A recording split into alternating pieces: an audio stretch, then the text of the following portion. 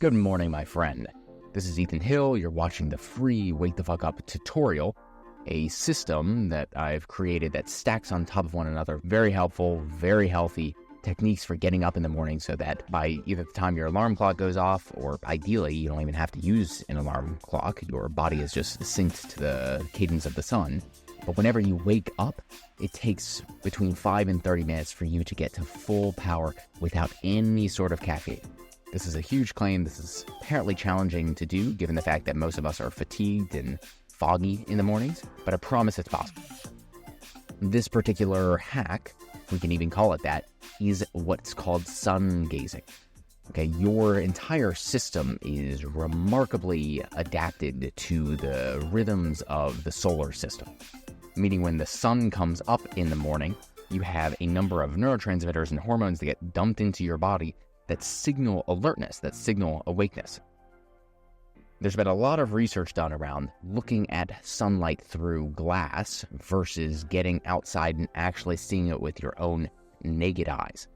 The findings basically reported back that the glass polarizes some of the healthy light that signals to your nervous system that it's time to wake up, and therefore we actually need to physically get outside to get those photons inside of our eyes, create a cascade effect in our brain that dumps healthy hormones into our system that tells us to wake the fuck up.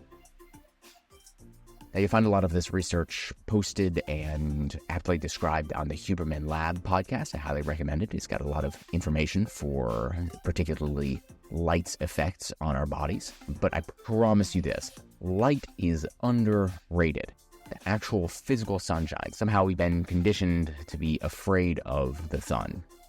That is, we cake ourselves with these very toxic chemicals on our body in order to protect from the UV light that actually stimulates not only vitamin D and this alertness that I'm talking about, but probably dozens, if not hundreds of other biochemical pathways in your body.